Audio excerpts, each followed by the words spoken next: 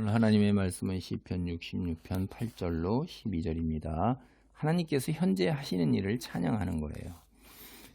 만민들아 우리 하나님을 송축하며 그의 찬양 소리를 들리게 할지어다. 그는 우리 영혼을 살려두시고 우리의 실족함을 허락하지 아니하시는 주시로다. 하나님이여 주께서 우리를 시험하시되 우리를 단련하시기를 은을 단련함같이 하셨으며 우리를 끌어 그물에 걸리게 하시며 어려운 짐을 우리 허리에 메어 두셨으며 사람들이 우리 머리를 타고 가게 하셨나이다. 우리가 불과 물을 통과하였더니 주께서 우리를 끌어내서 풍부한 곳에 들이셨나이다. 세상 모든 사람들에게 하나님을 거부하고 등 돌리고 한마디로 반역하는 거 그건 아예 꿈도 꾸지 말라 이렇게 이제 앞선 단락에서 경고를 했어요. 그리고 그 대신에 하나님을 찬양하라는 거야. 찬양.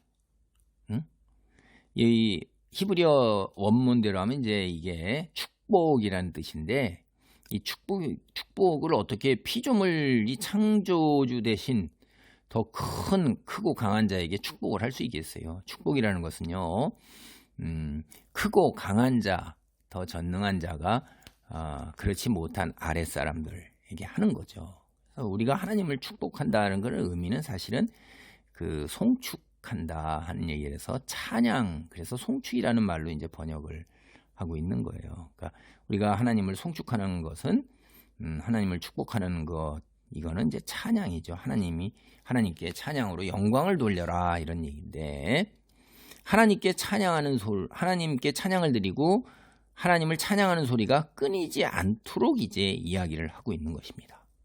그러니까 우리가 입장에서 볼 때 하나님께 반역을 할, 거역할 그런 열정과 에너지와 힘이 있다면 그거를 갖다가 주님 찬양하는 일에 사용하는 것이 지혜로운 거죠. 그런 믿음 관점에서 보면 의심하고 따져보고 뭐하고 그럴 시간에 차라리 찬양과 기도를 하는 것이 훨씬 지혜로운 거예요. 하나님 창조주 하나님이 전지전능하신 분이면 그분에게 대들어봤자 성공하겠어요? 우리 인간 사회에서도 힘 있는 자에게 대들어가지고 망한 사람들이 많잖아요. 그런 일들이. 근데 때로는 성공을 하지만 인간 사회에서는 그러나 우리 창조주 하나님께 우리를 창조하신 하나님께 대들어가지고서 성공할 확률은 0%예요. 0%.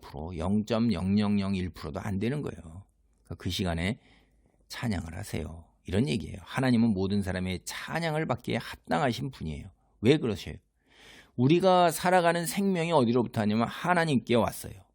그리고 우리가 살아가는 데 있어서 어긋나지 아니하도록 실족하지 아니하도록 죽지 않도록, 여기 실족은 죽음이에요. 죽음. 공동번역이 죽음이라고 번역하는데 하나님은 우리에게 생명을 주셨고 그 생명이 끝나지 않도록, 죽음에 이르지 않도록 우리를 보존하시는 분이에요. 생명이 이 땅에 머무는 동안에 우리에게 허락하신 생명의 시간, 그거 하나님 장중 안에 있어요. 내가 더 살고 싶다고, 내가 일찍 그만 살고 싶다고 그래서 그게 할 수가 있는가요? 그래서 생명의 끈을 놓는 것이 범죄로 여겨지는 거예요. 주인이 알아서 하는 거지. 내가 산 세탁기나 냉장고, 선풍기, 자동차가 우리 주인은 마음에 안 들어. 다음번에 해야지 하고 스스로 폭파하고 스스로 망가져 보세요. 그걸 살고 구입했던 사람 도대체 뭐예요? 그게 안 된다 하는 거죠.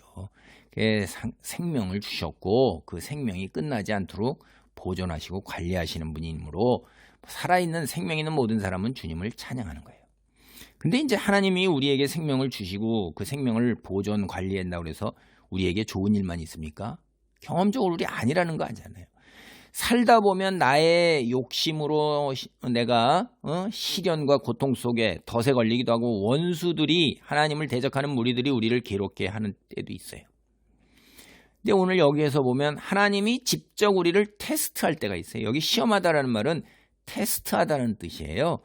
예레미야서 12장 3절이나 스가랴 13장 9절, 욥기 23장 10절, 시편 11장 4절이나 5절로 보면 하나님께서는 우리의 신앙과 믿음이 어느 정도인가 또 견딜 수 있는가 일관된가를 테스트하셔요. 그래서 그 테스트에서 우리가 합격하면 시험에서 합격점을 받으면 우리는 신앙의 다음 단계로 넘어가는 거예요. 더 성숙해서 올라가는 겁니다. 장성한 분량으로 어릴 때 젖 먹다, 이유식 먹다, 단단한 음식 먹다가 이렇게 자꾸 올라가는 것처럼 신앙이 자꾸 올라가는 거죠. 여러분은 교회 다니면서 5년, 10년, 15년, 20년, 30년 이렇게 될 때마다 신앙이 자꾸 성숙해서 변화되고 깊어지고 넓어집니까? 하나님을 이해하는 게, 그리고 그래서 하나님이 우리를 향하신 그 뜻을 감당하는 것, 이 땅에서 빛의 자녀로 백성으로 살아갈 때 다른 사람들을 이해하고 양보하고 손해보고 그러라는 그 단계가 자꾸 이렇게 올라가서 정말 교회 공동체 안에서 내가 다른 사람이 내 머리를 밟고 가도록 밟아도 흔들리지 않는 신앙의 단계, 자꾸 이렇게 그런 신앙의 단계로 올라가는 거죠. 그게 우리가 삶에서 어려움을 겪을 때 낙심하지 말고 견디어내라고 권면하는 그 까닭이에요. 하나님이 우리를 시험하시는 게 5가지예요. 오늘 본문에 보면. 첫째, 은을 단련하는 거예요. 여러분, 은이라는 것을 재련하는 거 우리가 알잖아요. 불순물을 걷어내기 위해서 뜨거운 용광로에 넣어서 어마어마하게 뜨거운 불로 시험, 고통, 연단이 끝나면 가장 순수한 은이 되는 거예요. 순수한 신앙이 되는 거예요. 영원한 세계에서 누리게 되는 상급과 복을 받을 자격이 되는 거예요. 그래서 신약 성경에서 얘기하는 것처럼 종말의 때에 불심판이 왔을 때 홀라당 다 타버리는 집이나 나무 이런 게 아니에요. 금, 은과 같은 정금 같은 단단하게 빛나는 신앙으로 딱 있는 거예요. 교회 공동체 내에서 여러분 때문에 다른 사람들의 신앙이 점점 성숙의 단계를 향해서 나아가는 거예요. 아니면 여러분 때문에 인해서 쟤만 없으면 내가 교회 안 나가. 교회 다닌다는 권사라는 사람이 장로라는 사람이 저 정도야 집사가 저래 이런 이야기를 들어요. 어떤 거예요, 여러분은? 스스로가 생각해 보셔야 돼요. 과연 성경에 대한 말씀의 깊이와 이해의 폭이 넓어졌고 그래서 거기에 토대를 둬서 여러분이 다른 사람에게 목을 내놓고 머리를 들이밀고 그들이 밟도록 하고 있어요? 두 번째, 하나님은 우리를 끌어다 그물에 걸리게 하셔요. 이게 이제 그물이라는 게 그물에 걸린 새처럼 하나님이 일부러 우리를 공경에 처하게 하신다는 뜻이에요. 그래 어떻게 반응하고 어떻게 그 위기를 빠져나오는지를 하나님께서 보고 계시다 이 말이에요. 자기 능력과 지혜와 재주로 하나님께 기도하고 더 성숙하게 매달려서 그리고 주시는 지혜에 그거에 토대를 두고 나오는가 보고 계셔요. 그리고 우리에게 또 세 번째는 어려운 짐을 지게 하셔요. 고통을 우리 허리에 두신다. 이게 이제 문자적 번역인데 삶의 짐을 어떻게 해결하고 견뎌내는지를 보는 거예요. 예수님 뭐라고 그러셨어요? 마태복음 11장 28절에 수고하고 무거운 짐진 자들아 다 내게로 오라 내가 너희를 쉬게 하리라. 인생의 짐, 이 땅의 인생의 여정을 겪으면서 내가 겪어야 하는 인생의 그 무게, 아버지로서의 무게, 집사, 권사로서 공동체 안에서 져야 하는 짐, 자녀로서의 무게, 친구로서의 무게, 온갖 무게의 인생의 짐이 다 있죠. 그 다음에 내 육체적 결함으로 인한 짐, 정신적 결함으로 인한 짐도 다 인생의 무거운 짐이에요. 그거 어떻게 해결하고 견디네요? 하나님께 매달리고 기도하는 것 외에는 다른 방법이 없습니다. 네 번째, 하나님은 사람들을 시켜서 우리 머리를 타고 가게 하셔요. 이 상황이요, 전쟁에서 승리한 자들이 정복한 자들 목을 밟는 상황이에요. 이게 하나님이 때로는 우리에게 처절한 패배를 주셔요.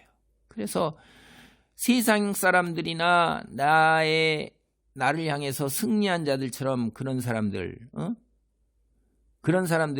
우리 머리를 온갖 수치와 수모와 조롱을 당하게 하셔요. 그럴 때 자기 자존심을 어떻게 내려놓고 하나님만을 바라보는가, 이거 우리가 통과해야 할 굉장히 중요한 시험이죠. 공동체 안에서도 다툼이 많고 분열이 있는 게 바로 여기에서 이제 이런 거예요. 자기 자존심, 내가 권사인데, 집사인데, 목사인데, 내가 20년 다녔는데, 내가 30년 다녔는데, 내가 11조를 얼마나 하는데, 내가 봉사를 얼마나 하는데, 이런 것들이 감히 내가 어떻게 진리를 하는데 내가 전하는 복음을 안 받아들여 에라이 지옥이라 가라 퇴배고 돌아서는 복음 전하다가 그 다음에 예배 드리고 나와서 주차장 안에서 윗돌이 팽개치면서 쌍욕을 하면서 내 교회 안 다닌다, 나 그만둔다, 나 봉사하다가도 또 쌍욕 하면서 나 봉사 안 하고 말지 내가 이거예요. 그냥 다 자기 마치 승리한 것처럼 자기 힘으로 승리를 착각하고 그저 남의 목과 머리를 밟아 그 위에 올라서야 되는 거예요. 내를 드러내고. 그런 시험에서 여러분은 어떻게 하실래요? 그 다음에 이제 불과 물을 통계하는 건데 이게 생명을 위협하는 비유예요. 죽을 고비도 때로는 넘기게 하시는데 하나님은 우리가 생명을 위협하는 시험조차도 넘어가게 하십니다. 근데 다행히 이제 감사한 게 우리를 테스트하는 이유가 제가 분명히 있다고 그랬죠. 이게 다 통과가 끝나면 12절 보면 우리를 풍부한 곳으로 들이시는 거예요. 하나님이 우리를 죽이기 위해서 혹은 고난의 늪에서 고통 속에서 그걸 바라보면서 우리를 즐거워하시는 그것을 받아 누릴 자격, 거기에 도달하게 하기 위해서 우리를 갖다가 고난과 시험 속에 밀어 넣으시는 거예요. 그래 고난이 와도 우리는 소망이 있는 거죠. 잠언 3장 11, 12절이 뭐라고 그래요? 내 아들아 여호와의 징계를 경히 여기지 말라. 그 꾸지람을 싫어하지 말라. 대저 여호와께서 그 사랑하시는 자를 징계하시기를 마치 아비가 그 기뻐하는 아들을 징계한 같으니라. 이런 이유에서 하나님이 우리를 징계하시는 거예요. 우리가 삶에서 고난을 당한다. 하나님이 우리를 버리신 느낌이 들어요. 아무것도 없고 기도해도 응답이 없어요. 절망 그 속에 빠져서는 안 돼요. 우리는 하나님 최후의 승리를 믿고 이미 다 이겨놓은 싸움을 하고 있는 거예요. 예수님께서 다 이겨놓으셨잖아요.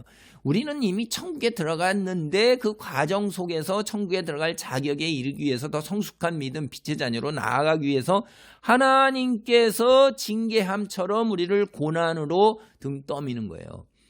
여러분 능력이 안 되는 자가 그 능력에 걸맞지도 않게 물려받으면 어떻게 돼요? 여러분 경영할 능력이 안 됐는데도 아버지로부터 성씨 물려받았다고 경영권을 승계받으면 홀라당 다 들어먹을 뿐만 아니라 자기 자신도 파멸에 이르잖아요. 차라리 그냥 그 경영권 남이 하면서 자기가 그 지분 가지고 떨어지는 걸 받아먹고 있으면 오히려 괜찮은 거예요. 이 똑같은 거예요. 천국에 들어갈 자격도 안 되는 자가 천국에 들어가겠어요? 그렇게 되면 파멸이라 이거예요. 오히려 공동체에 누를 끼치고 하나님의 백성들에게 썩고 부패한 냄새를 온 천하에 풍기는 거예요.